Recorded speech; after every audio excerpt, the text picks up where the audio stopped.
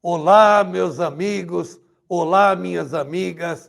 Estamos hoje voltando a apresentar o programa que é a coisa que nós mais gostamos, é o programa Frente a Frente com Bernardo, por essa emissora fantástica que é a BCC International Television. Mas, como eu sempre falo, o mais importante para nós é vocês estarem com a gente.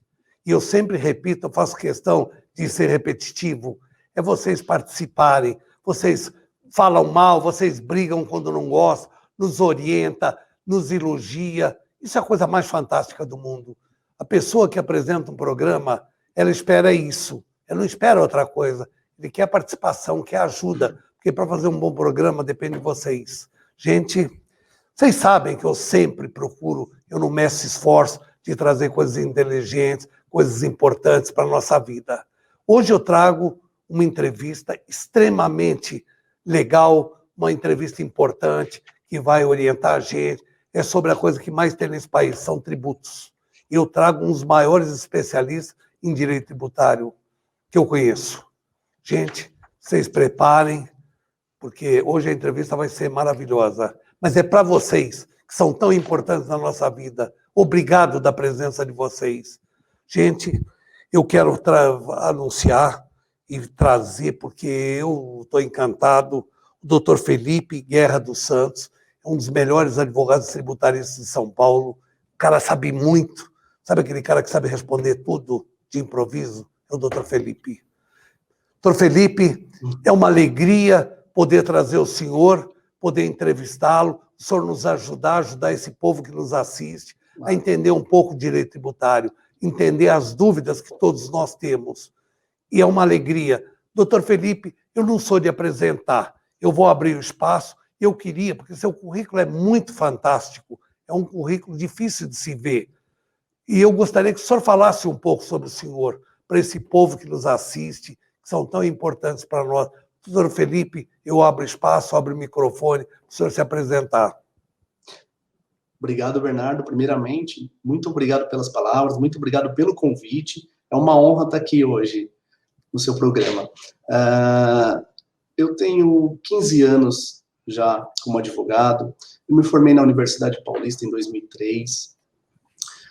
Depois, eu já fiz a pós-graduação, logo em seguida, a pós-graduação pela PUC São Paulo, no sistema COGEAI, do professor Paulo de Barros Carvalho. Depois eu fiz uma pós-graduação em Direito Público pela Escola Paulista de Direito. Eu fiz também a pós-graduação do INSPER, que muito me enriqueceu. E já trabalhei em 4 bancas grandes do estado de São Paulo e do Brasil. Hoje eu atuo no FCQ Advogados, que tem a sua matriz em Campinas e atualmente a sua filial aqui em São Paulo, onde eu atuo. E milito na área tributária. Sou sócio, sou membro também associado do IBAT, Instituto Brasileiro de Arbitragem e Transações Tributárias, e também tenho um livro publicado sobre os smart cards, o conflito de competência entre o Estado de São Paulo e o município de São Paulo, no que tange a cobrança de tributação sobre smart cards. Doutor Felipe, o senhor usou uma sigla que eu acho que o nosso público gostaria de saber. O que é isso, Smart Card? Perfeito. São cartões, são os cartões de crédito, na verdade. Os Smart Card, na verdade, é aquele chip que a gente conhece bem, tanto naqueles cartões de telefonia celular, como nos nossos cartões de crédito e débito bancário.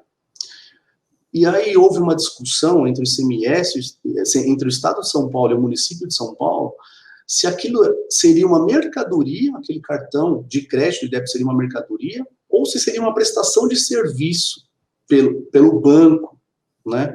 Porque, com relação ao chip eletrônico de telefonia celular, isso ficou evidente que é uma mercadoria, porque o chip ele é vendido em farmácias, em shopping centers, e pode ser colocado em qualquer celular, né? Então, aquilo ali ficou definido já pelo Supremo Tribunal Federal, que é uma mercadoria. No entanto, com relação aos cartões de crédito e débito bancários, ele é personalíssimo. Então, ninguém usa o cartão de crédito de ninguém, né? Você não pode passar para terceiro. Inclusive, ele tem um prazo de validade. Então, você não pode chamar aquilo de mercadoria, atribuir como seu, até porque ele tem um prazo de validade, você vai perder ele. E aquilo ali é uma forma de pagamento, na verdade. Então, a discussão é essa. Se o Estado de São Paulo poderia cobrar pelo ICMS, por esses cartões Smart Card, ou se o município de São Paulo que deveria cobrar e tributar isso pelo ISS. A área que o senhor atua, o direito tributário, eu acho que de todas é a mais polêmica, certo? Porque há muita discussão, há muita dúvida de como fazer. Então, eu quero lhe perguntar uma coisa. Dentro dessa dificuldade que é o direito tributário, o que mais tem discussão dentro disso? Perfeito. Hoje em dia, na área tributária, o que mais está sendo discutido nos tribunais é as chamadas teses filhotes. O que é isso? Em 2017, quando o Supremo Tribunal Federal ele julgou em sede de repercussão geral. O que é repercussão geral? É uma decisão que vai ser para todos os contribuintes, independente daquele que entrou com a ação, independente das partes daquele processo. Então, vai ser erga omnes, ou seja, para todos. O STF reconheceu a inconstitucionalidade da inclusão do tributo ICMS no cálculo, na base de cálculo do PIS e da COFINS. Dessa forma, o que aconteceu? Os contribuintes viram ali uma grande oportunidade. Por quê? Se é assim para o ICMS, é inconstitucional, porque ninguém fatura ICMS, porque o PIS e a COFINS incidem sobre o faturamento. Se o ICMS ele apenas transita pela contabilidade da empresa, e no final ele sai para entrar nos cofres dos estados, logo eu posso também fazer o mesmo raciocínio para outros tributos, como o ISS, como o PIS, COFINS sobre a própria base, porque hoje em dia no cálculo por dentro, o chamado cálculo por dentro, você inclui outros tributos na base de outros tributos. E até então, tudo era constitucional. Então, desde 2017, quando o Supremo reconheceu essa inconstitucionalidade, geraram outras teses. Mas uma que eu chamo atenção, que eu acho que é muito importante, além dessas do ISS, do PIS, COFINS sobre a própria base, são as despesas com relação a taxas de administradoras de cartão de crédito. Muitos contribuintes pagam isso, necessitam ter o cartão de crédito como forma de pagamento no seu estabelecimento, e ali dentro o contribuinte paga para a operadora, para a administradora, de 3% a 5% essa taxa, sendo que ela pode tentar incluir isso como insumo, despesa e buscar isso, tomando um crédito. Porque em 2018, em 2018, o STJ reconheceu isso como insumo. Ele reconheceu que o insumo, ele definiu o que é insumo. O insumo é toda a despesa que é essencial ou relevante para a empresa, para a atividade empresarial. E como o STF reconheceu recentemente que essas taxas, elas devem permanecer no cálculo do PIS e da COFINS, porque o STF, no voto do ministro Alexandre de Moraes, entendeu que essas taxas é um custo operacional, que o empresário já está ciente disso e tem que estar na base de cálculo do PIS e da COFINS.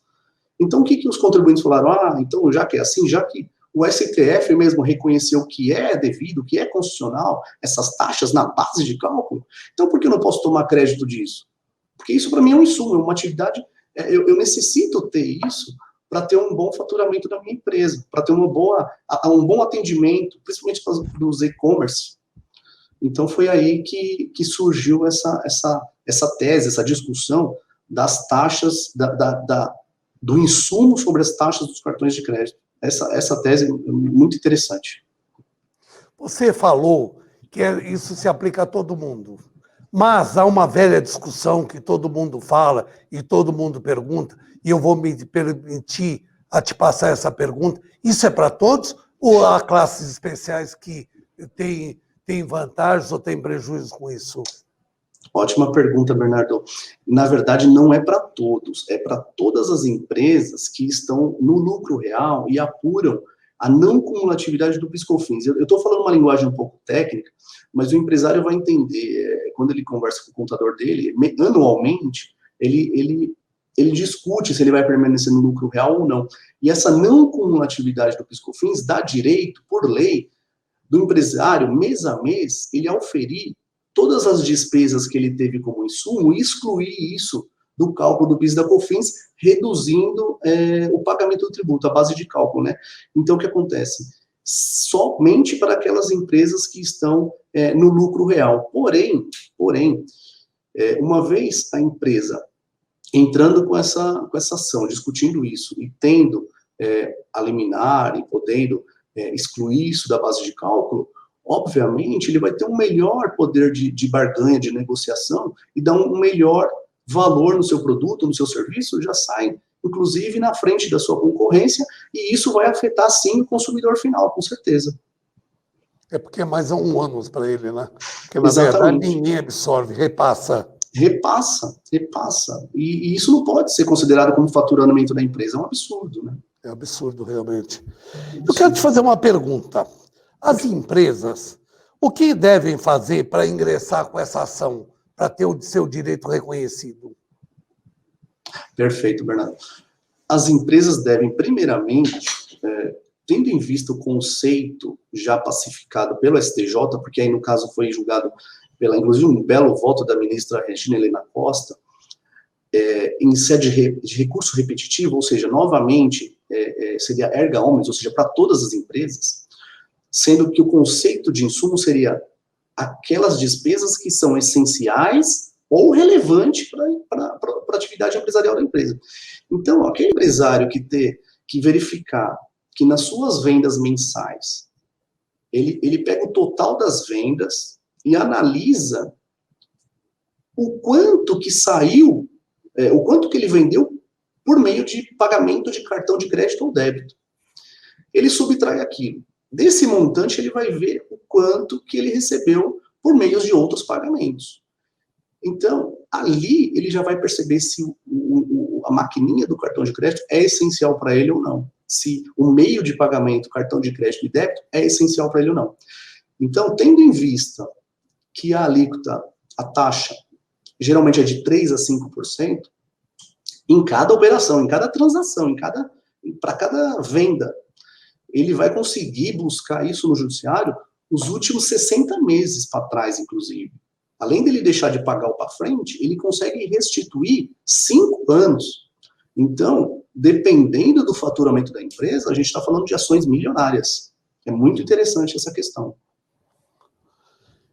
Porque, veja, há sempre uma discussão. O que eu te pergunto é o seguinte, o fisco aceita passivamente isso ou também ele cria problema, aceitando para um, aceitando para outro? Porque hoje, eu não digo as grandes indústrias que não usam cartão de crédito, mas o comércio, as empresas que vendem diretamente no varejo, não há como se deixar de ter cartão. Hoje, eu acho que 98%, 97% das transações comerciais são feitas via cartão. Perfeito. O fisco, ele cria, sim, um obstáculo, porque para ele é perda de receita. Então, se de um lado nós temos o contribuinte querendo pagar menos, do outro lado nós temos o fisco não querendo perder receita, ele querendo arrecadar mais, né? Então, inclusive, existem 2 instruções normativas. O que é isso? É uma norma interna da Receita Federal, que eles mesmos publicam, eles fazem a lei, a norma e publicam. E aí os fiscais ficam engessados a ficar fiscalizando a empresa com base nessas normas. Então, isso se chama instrução normativa. No julgado do STJ de 2018, a ministra Regina Helena Costa, inclusive, ela afastou essas 2 instruções normativas, falando que o fisco não pode limitar o crédito do contribuinte. Então, ela julgou ilegal essas normas, que foram criadas pela própria Receita Federal. Então, por isso que é tão importante entrar com a ação. Por isso que o contribuinte, o empresário, ele não pode chegar na sua contabilidade e falar, exclui isso da base de cálculo. Ele não pode. Ele precisa de uma ordem judicial para que autorize isso para ele. Então, é por isso que é tão importante entrar com a ação, conseguir eliminar e já parar de pagar essas taxas dentro do cálculo do PIS e da COFINS. A pergunta que eu ia te fazer é exatamente essa. Você respondeu, porque há limite. Normalmente o fisco não aceita e você tem que se valer de uma decisão judicial para valer seus direitos. Vocês não devem renunciar nunca a lutar pelos seus direitos. Dá trabalho? Dá. Vai ser complicado? Vai. Vai acabar em uma semana? Não. Mas isso conta. Um mês pode não ser muito, 2 meses, mas depois é complicado. Nunca abram mão dos seus direitos. Doutor Felipe, nós vamos fazer um pequeno intervalo, um break, nós voltamos já. Só um minutinho.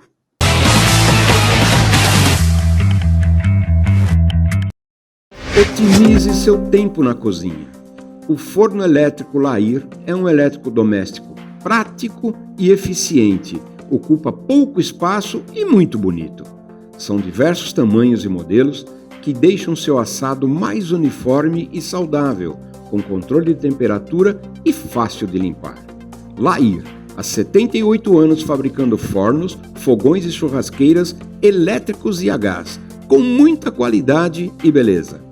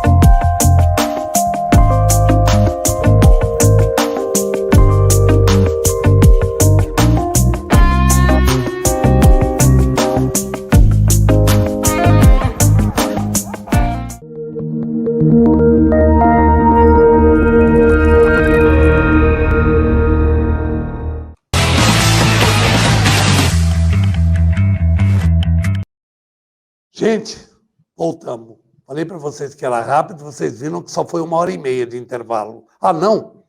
Que legal. Foi rapidinho, né? Como é bom estar com vocês. Como é bom apresentar um programa com vocês. Vamos continuar? Vamos aprender mais um pouco sobre direito tributário? Então, doutor Felipe, é muito legal estar com o senhor aqui. Eu vou fugir um pouco das normas e o senhor me falar um pouco sobre o direito tributário em geral. As brigas principais que o senhor tem todo dia. Quais as maiores brigas que existem no direito tributário para reconhecimento do fisco? É a briga do ICMS, ISS. E aí, como que é o dia a dia de um advogado tributarista? O dia a dia de um advogado tributarista é muito cheio de tarefas, né? Na verdade, a gente já acorda lendo tudo que foi publicado, tudo que saiu, se tem alguma decisão nova, se saiu alguma portaria CAT, Se saiu alguma instrução normativa, como eu havia dito, da Receita Federal, alguma norma também da Procuradoria, as procuradorias também emitem normas, então a gente tem que estar sempre antenado, isso muda muito, principalmente nos chamados tributos indiretos, que é aquele que é repassado para o contribuinte, na verdade, não é aquele que fica com aquele ônus, então o empregador fica com o ônus, então é PIS/COFINS, é ICMS, é o ISS, é o IPI, principalmente as demandas que mais demandam, desculpa a redundância, as questões que mais demandam conflitos entre o contribuinte e o fisco, é mesmo o ICMS, é o PIS e a COFINS, mas o ICMS eu acho que é o principal, porque tem muitas normas, o ICMS tem muitos tributos dentro do ICMS, nós temos ICMS para energia elétrica, nós temos ICMS na importação, nós temos ICMS, que é esse de circulação de mercadorias, né, o compra e venda, que a gente chama de para o comércio, por bens de consumo, né, então o ICMS ele é muito complexo, tem que tomar muito cuidado na hora de fazer o lançamento, fazer a apuração do ICMS, então, às vezes, alguma coisa ou outra,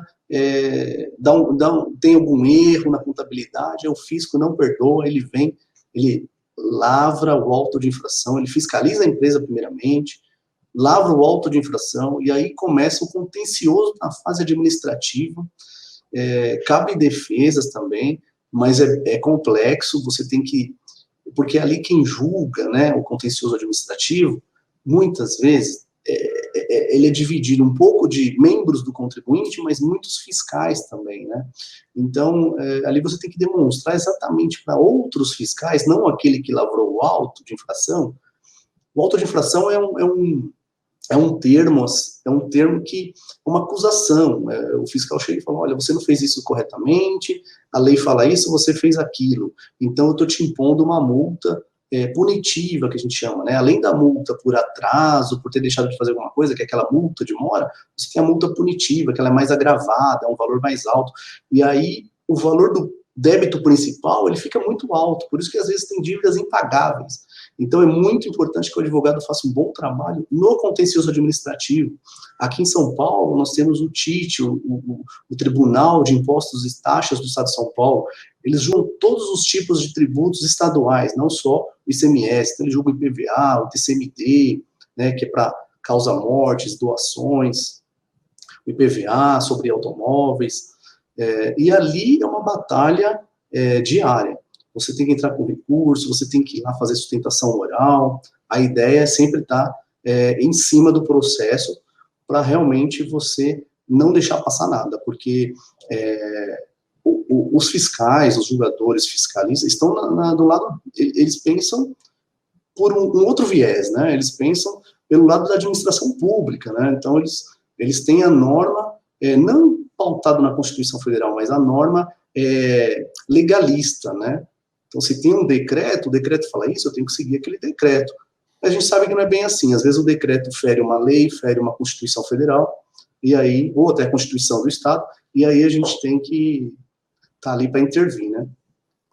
Uma pergunta que sempre, durante o meu tempo de advocacia, em que pese eu nunca ter militado na área tributária, mas existia uma máxima, que existe duas leis para o mesmo fato. O fiscal aplica aquilo que melhor lhe aprouver. Continua assim? Ter duas leis? Isso pode, mas isso não pode. Mas também pode e não pode aqui, ao contrário. Continua assim? Sim, temos muitos conflitos de normas. Às vezes a Constituição fala uma coisa e vem uma lei abaixo dela, a lei complementar, e diz outra completamente, ou às vezes não existe lei complementar. E aí cada estado, como o caso do IPVA, por exemplo, até hoje nós não temos uma lei complementar a nível nacional. Então nós temos a Constituição Federal e logo depois vem as leis estaduais, são leis chamadas ordinárias, né, que não demanda, ela é votada na Assembleia Legislativa por um quórum simples, que a gente chama, né, não é um quórum qualificado, e aí, então ela não é uma lei complementar, ela não é a nível Brasil, os estados não falam a mesma língua, então cada um faz de um jeito, então é complicado. Recentemente nós tivemos as discussões das montadoras, né, das montadoras não, das locadoras de automóveis, onde se deve pagar o IPVA, se no local da locação ou se no local onde circulam os automóveis, né? Então, justamente por não ter uma legislação infraconstitucional de nível Brasil, a chamada lei complementar, fica essa guerra fiscal, né, a gente chama de guerra fiscal entre os estados, às vezes entre os municípios, ou até município com união, né, depende do... tivemos também aquela discussão do leasing, que teve a briga do IOF, que é de competência da União, versus o ISS, que é de competência dos municípios. Então, eles mesmos, entre eles brigam também. Uma coisa muito engraçada, que eu pude acompanhar durante muitas vezes, tem uma lei que rege. Baixa o encarregado uma portaria que os fiscais usam aquela portaria ao contrário da lei. Continua essa bagunça? Continua, porque os fiscais, eles têm até um dever funcional de aplicar normas da instituição deles, né? Então, se tem não um decreto, mas uma portaria, né, uma instrução normativa, como eu havia falado há pouco, eles são obrigados a obedecer. Então, fica essa guerra, por isso que tem que ficar de olho se essas instruções normativas, se essas portarias, ou qualquer outra norma de cunho institucional, né, da determinada instituição, se ela não fere uma lei, né, nível Brasil, ou uma lei estadual, uma lei municipal também, ou até um decreto, né? E os decretos também devem obedecer às leis, porque o decreto é feito pelo Poder Executivo, seja municipal, estadual ou federal. Já a lei não, a lei ela é feita pelos parlamentares, né? Seja pelos vereadores no âmbito municipal, pelos deputados estaduais no âmbito estadual e pelos deputados federais e senadores no âmbito nacional, porque o nosso Congresso ali, nós trabalhamos com a Constituição, instituiu o sistema bicameral, né? Então tem que ser aprovado em 2 câmaras. Agora, é muito engraçado, por exemplo, eu não me conformo sobre o princípio legal, sobre o princípio... Uma portaria, uma instrução normativa do órgão, ela muda a lei. Isso não era uma coisa que não podia acontecer. Isso, primeiro, a lei, a portaria, a instrução normativa, tinha que ser de acordo com a lei, mas não é a vontade do diretor, é a vontade do encarregado. Isso é um absurdo. Perfeito.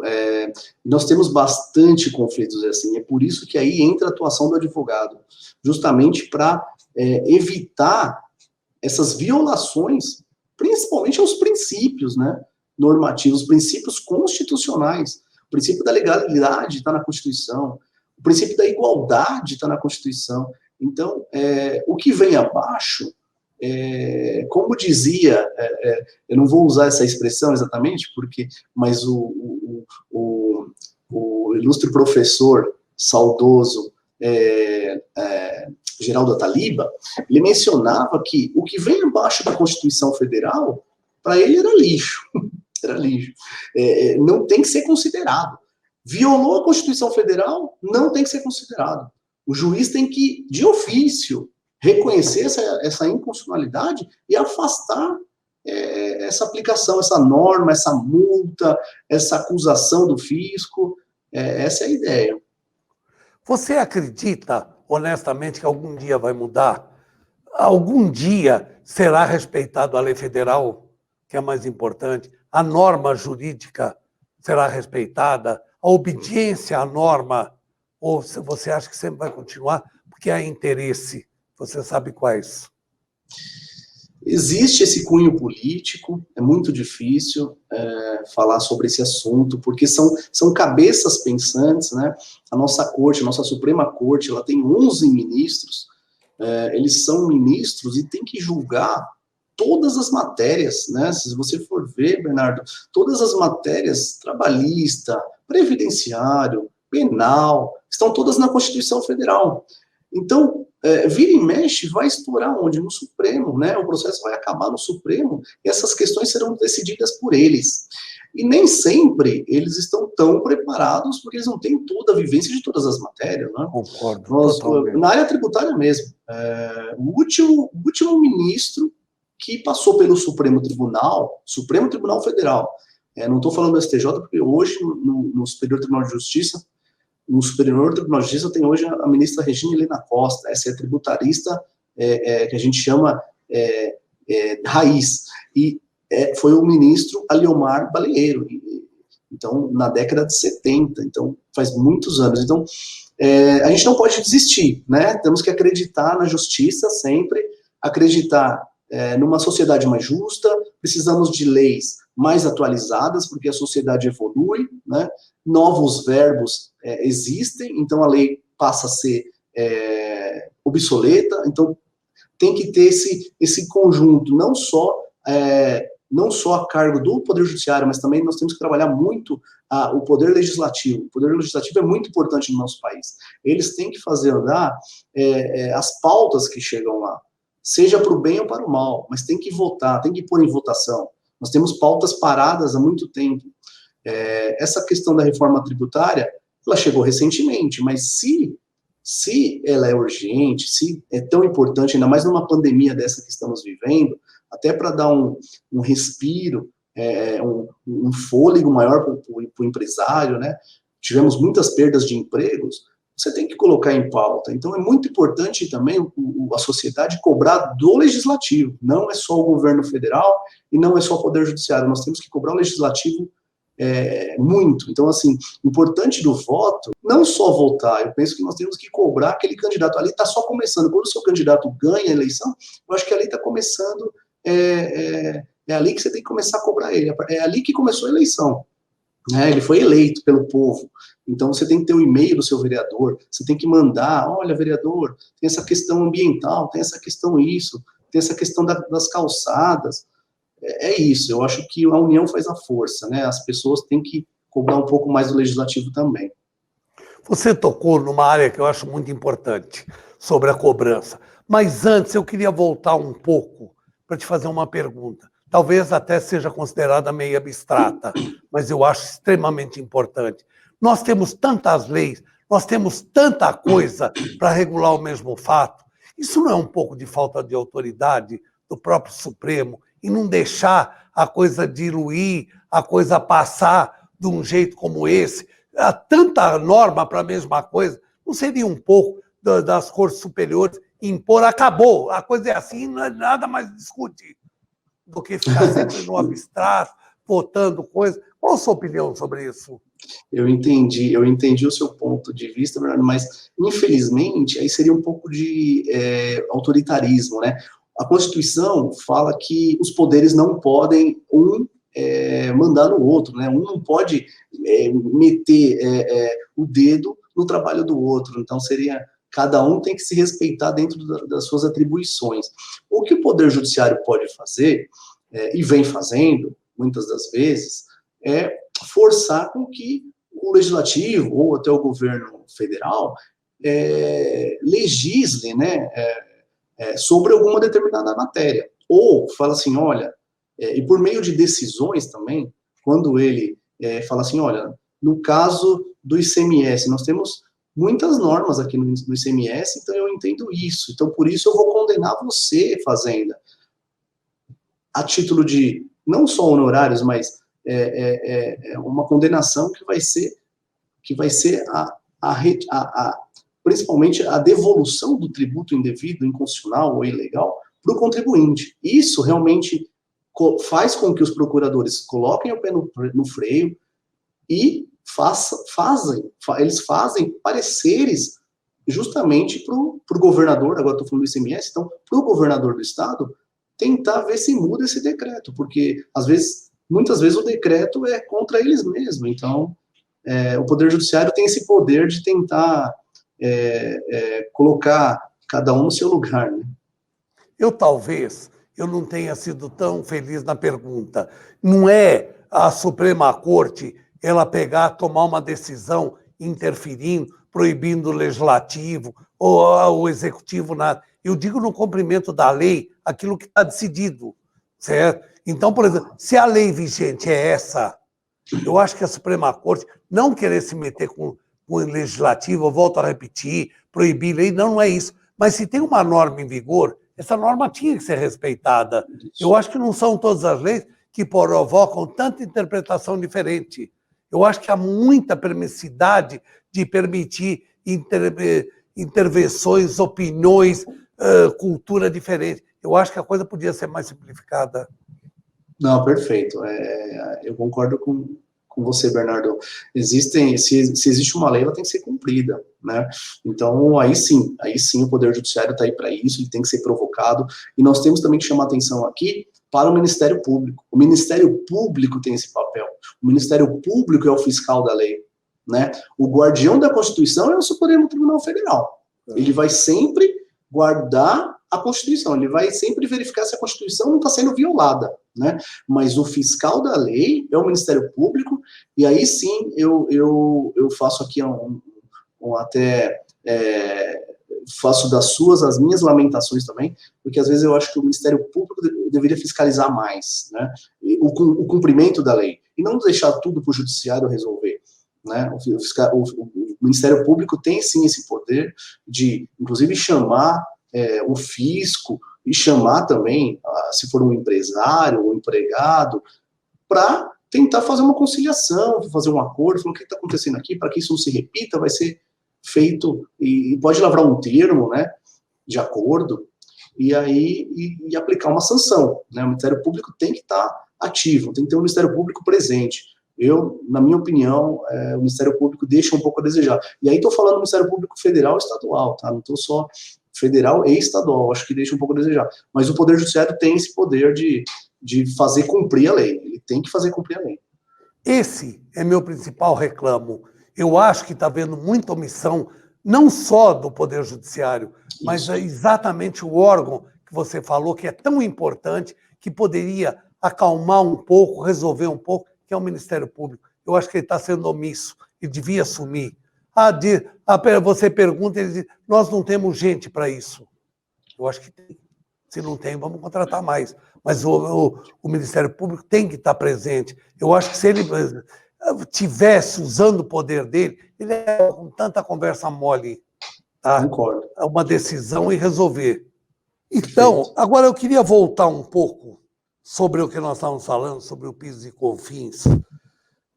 Quem e qual e onde que deveríamos entrar com a ação para poder recuperar esses créditos, essas coisas que nós pagamos, nem sempre nós recuperamos. Às vezes, para defender um teu direito, você é obrigado a entrar e até o Supremo com isso. É isso que eu advogo. Eu acho, minha opinião, eu acho que não tinha que ser assim. Sobrecarregar o Supremo com tanta ação, com tanta coisa que não tem valor. Devia ser mais simples o tributo, como é nos Estados Unidos e em outros países da Europa. A coisa é simples. Não é. Não tem que ficar discutindo a morte da bezerrinha. Então, isso que eu queria te perguntar. Como fazer para um comerciante, um industrial, poder se valer para defender seus direitos? Perfeito. Não tem muito como fugir de entrar com ação, Bernardo. A legislação processual, ela prevê que realmente, para você ter esse direito, já que existem normas institucionais, né, instruções normativas, portarias, e às vezes os decretos, e se eles violam a lei, não tem outro caminho, tem que ingressar com ação mesmo, porque você precisa de uma tutela jurisdicional para que autorize, né, ou desobrigue você a pagar um determinado tributo. A reforma tributária que está sendo proposta, que está lá no Congresso para ser apreciada e votada, e discutida primeiramente, né, ela prevê já a exclusão desse cálculo por dentro, desses emaranhados de tributos na base do cálculo do outro tributo. Então, ele vem para desonerar essa questão.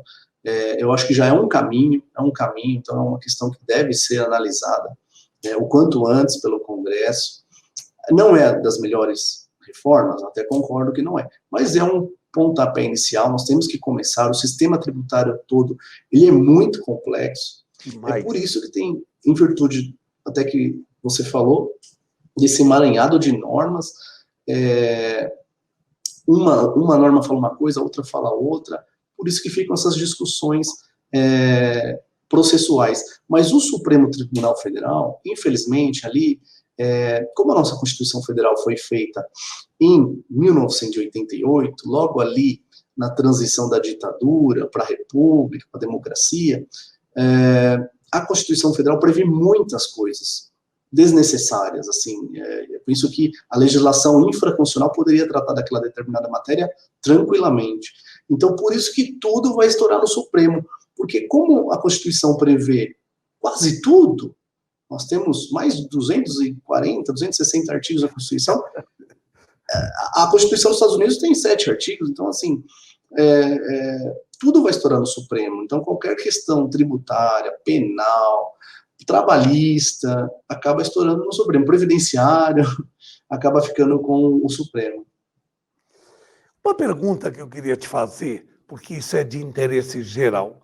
Quantos anos o fisco pode te cobrar sem incidir a prescrição? O fisco, ele tem o dever de fiscalizar quando ele vê alguma coisa, alguma inconsistência, né? Alguma inconsistência na contabilidade, na declaração do contribuinte, ele pode fiscalizar, é direito dele.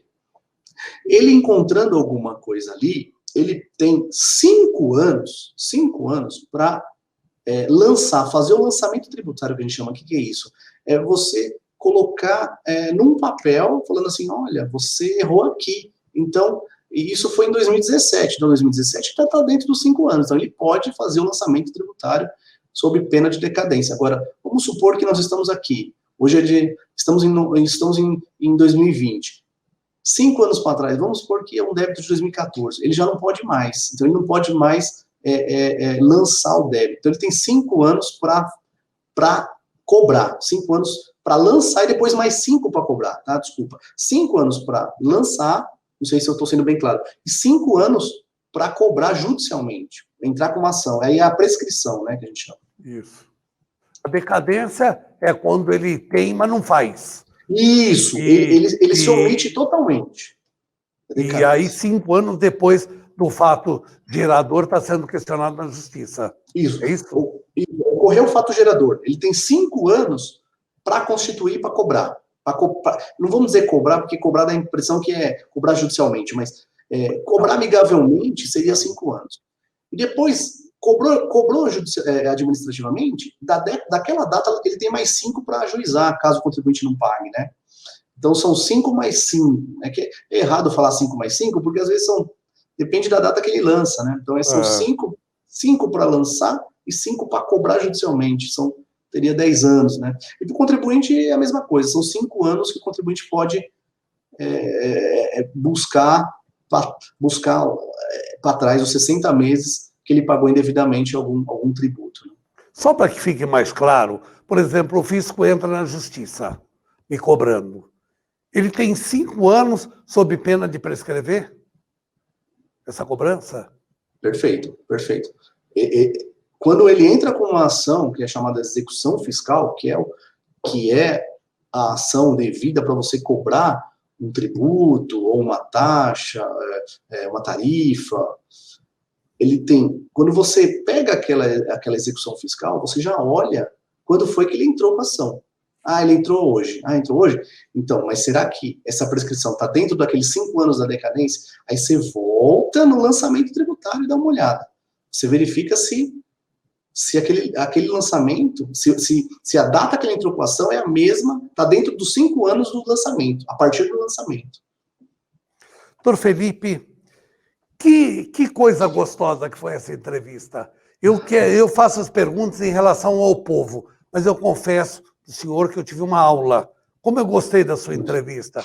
Muita dúvida que eu tinha, o senhor esclareceu.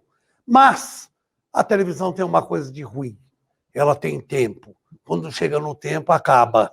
E nós estamos no final. Eu queria abrir o microfone para o senhor, fazer suas considerações gerais de tudo que nós conversamos, de uma forma sucinta, mas que é muito importante. Muito obrigado, Bernardo. Primeiramente, agradecer mais uma vez pelo convite, pela presença, por estar aqui. Estou me sentindo muito honrado e gostaria de deixar sempre o contribuinte, o consumidor, independente da área, buscar o seu direito. Buscar o seu direito, sim. Infelizmente, nós vivemos num país, ou felizmente, graças a Deus, é democrático, mas infelizmente, nem tudo é como deveria ser, né? Nem tudo que está na lei, abstratamente, na realidade, na prática, é a mesma, né? Então, o recado que eu passo é esse. Tente, sim, buscar o Poder Judiciário para reaver seus direitos. Principalmente no caso agora da seara tributária, essa questão dos insumos da taxa da administração de cartão de crédito é uma questão muito interessante. Faça a conta dentro da sua empresa, verifique se, com o total das suas vendas, subtraindo aquilo que foi pago com cartão de crédito ou débito, se você vai ter uma redução considerável do seu faturamento, se, sem os cartões de crédito e débito, você vai conseguir prestar o mesmo tipo de serviço que você vem prestando, se a qualidade do seu serviço não vai ser afetada, porque se for, aí é interessante que você ingresse em prestação, você está pagando uma taxa dentro de um tributo desnecessariamente. Gente, quero agradecer demais para o doutor Felipe. Como eu falei, eu vou ser repetitivo, eu adorei a entrevista dele. Na minha opinião, é um dos melhores advogados trabalhistas, tributários, que eu conheço. Ele é fera, ele conhece muito. E eu sempre falo uma coisa, você tem direito, você pode, você tem a receber. Não prevariquem, não sejam omissos, lutem pelos seus direitos, entra com a ação, porque o fisco não te perdoa. Por que você vai perdoar? Lute, não aceite, não seja submisso, entra com a ação, procura um advogado. Esse negócio do cartão de crédito, pouca gente sabe, mas às vezes se você tem muito cartão de crédito, você está perdendo dinheiro, você está pagando coisa que você não tem obrigação. Lute pelo seu direito, isso é muito importante, porque eu acho que o cartão de crédito deixou de ser uma opção, hoje é uma obrigação. Se você não tiver cartão de crédito, você não vende nada, no comércio, na indústria, nada. Então, vamos lutar. Doutor Felipe, muito obrigado à entrevista. Foi demais da conta. Eu vou lhe pedir licença, mas eu vou lhe convidar mais vezes para falar sobre outros assuntos tributários, que a gente tem muita dúvida de como agir. Muito obrigado. Gente, o programa está acabando. Está acabando porque chegou no fim e não tem como aumentar. Muito obrigado à audiência, vocês de todos os lugares. Obrigado. Só que eu vou embora. Gente, tchau. Um beijo. Até quinta-feira que vem.